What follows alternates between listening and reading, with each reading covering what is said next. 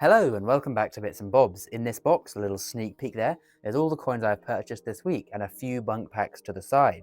Today's video will be me showcasing all of my recent purchases. So, what we're going to do is we're going to open the box, you can just see the corner of it there. We're going to bring things in slowly and one by one and have a look at what I bought. So here is the first thing. Zooming into the price tag here you can see, so I paid for it £4. And it's a florin from 1935. Now, why did I buy this? Well, £4 is actually less than the melt value.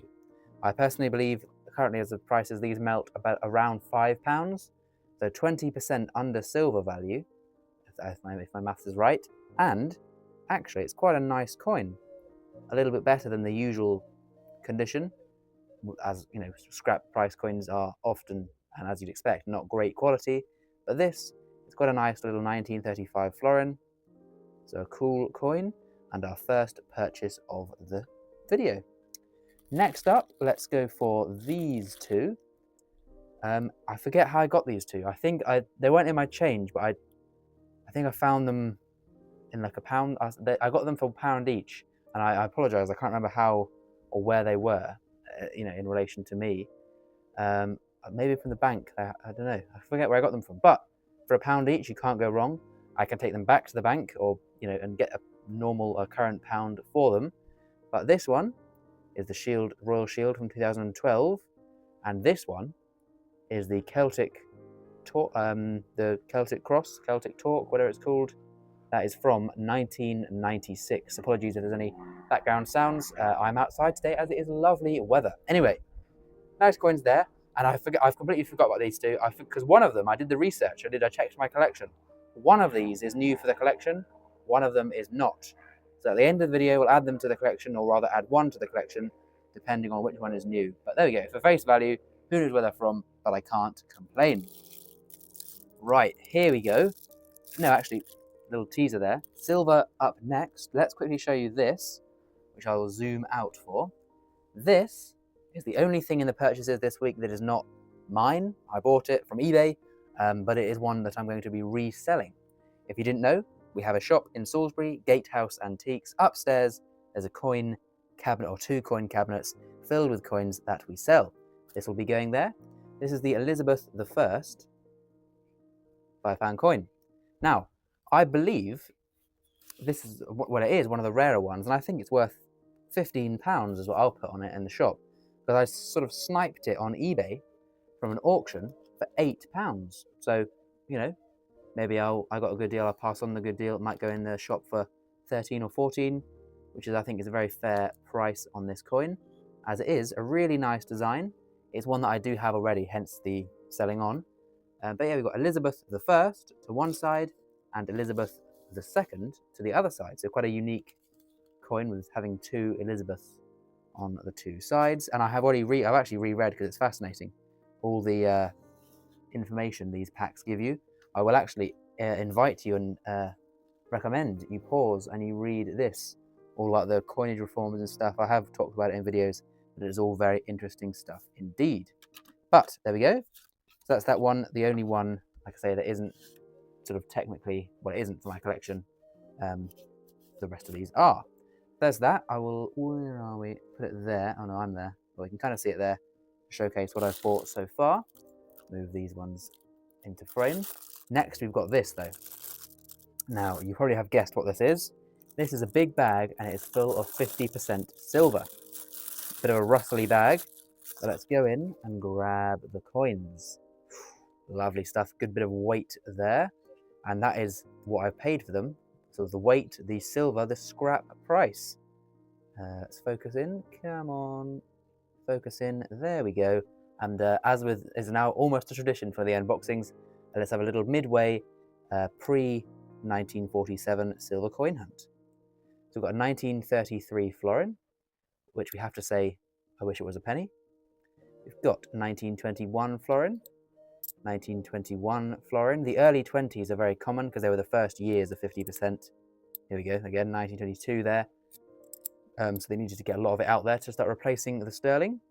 We've got 1939, 1939 again, these ones being George VI. We've got 1942, These ones, of course, as well. They're all World War II coins. I mean, it's not odd. Some people would be surprised to be told that, World War II silver coins is scrap price. This is nothing special, although the history behind the coin certainly is.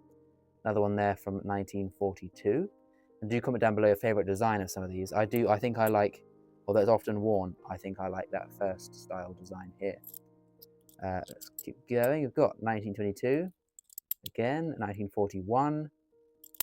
I don't buy these for the dates, I just buy them for the weight, like I say, and then we'll have a little look through for the dates.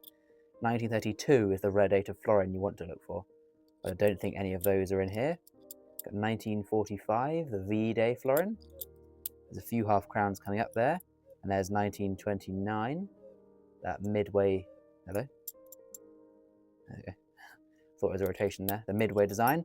A few half crowns, we've got 1926, oh actually, I'm sorry, I'm leaning out a bit here just to look through the viewfinder, but that is a lovely condition, 1926 actually, a bit dirty, but in terms of grade, that is a good coin.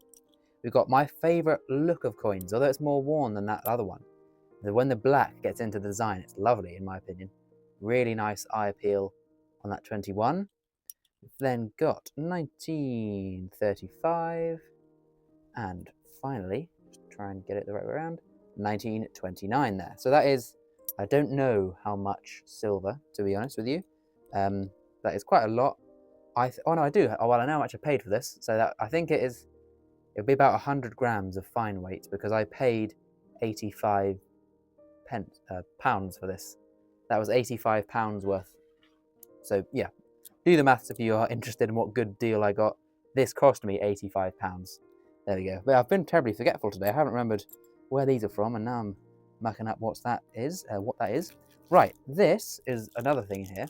This is a mystery bag. From the antique shop, I bought a mystery bag for £2. When I get into the mystery bag in 1 second, I will also show you this purchase, which cost, as we can see, £7 sterling. And it is the Diana, Princess of Wales memorial coin. A coin that I do have. There we go, just a bit of the price. So I do have this coin, but my one is loose. So the plan is to move on the loose one from my collection and then add, look at that. That is a nice finish indeed, actually. Beautiful. Sorry, I've got distracted there. Yeah, to add the bunk pack to the collection and move on the loose one. There we go. Quite a interesting design. I mean, in my opinion, it's all right, not terribly great, not terrible design. But we've got Diana there, her life dates, and then the denomination and in memory. This was released in 1999, as it says in memoriam, or as a memorial piece.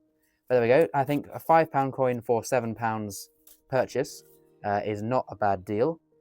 Only £2 over face value. Can't really go wrong, and adding it to the collection is a great thing to do. So there we go. Now into the mystery bag. And the reason I bought the mystery bag, it wasn't a complete mystery, or it isn't for me now. I was having a rummage, and I've seen something in here that I believe is a fake. So I thought it'd be quite interesting just to buy it, as it was only £2. And I think it could be a contemporary fake. It's quite a cool sort of novelty item almost, if you will. Right, here we are. Oh, flying everywhere. Let's zoom in, have a quick look. How long? Oh, we're almost 10 minutes in. I've been rambling. Right, 1977, halfpenny. Another decimal halfpenny from 1976. So these are really not worth much, but they're pretty cool. We've got a 1 cent from Canada. Don't know much about the foreign coins. That is, oh, hello. What date is that from? Oh, there we go. 1979. Got a 5 euro cent. That's still spendable. So, well, hey, bit of money there. Oh, hello. What's this? This is a 20p euro token. I mean, I know less about tokens than I do foreign coins, so I'm really not in the know in that one. Here is the fake, or the potential fake. We're going to hide that for a second.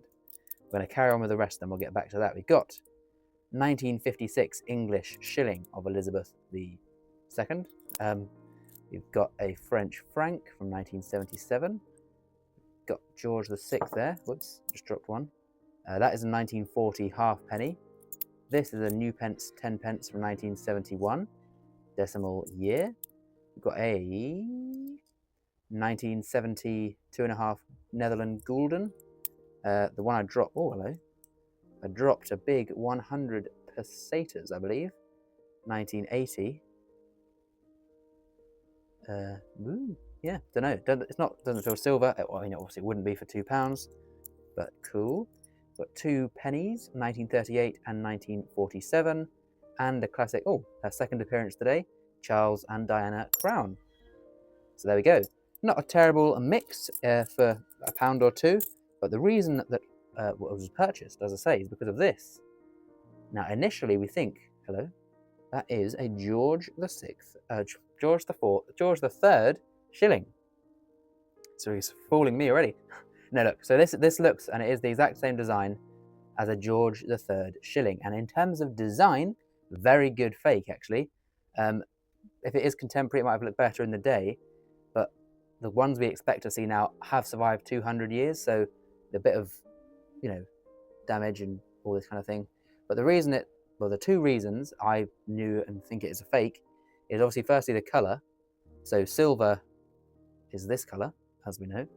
This is coppery, and there is a hole in it, but I still think it's well underweight. So my opinion is that this is copper or bronze, and it was plated at some point or coloured or bleached silvery, and that over the years, if it's contemporary, has washed and gone away, leaving the copper or the bronze underneath, more so revealing that it is a fake. So 12 minutes in, before I take all of your time up today, I'm going to scooch all that lot out of the way. I'm going to get, this is my scales, as we can see. There we go. So now we know it should weigh 5.65 grams, but there is a hole, so it'll be a bit less than that. But we can see, what is that, 4.14 grams. So that's definitely underweight. The filling of that hole would not be 1.5 grams, pretty much. So this is definitely going to be a fake. Here is something, a bit of information to keep with you. This is a genuine shilling, but it has been holed.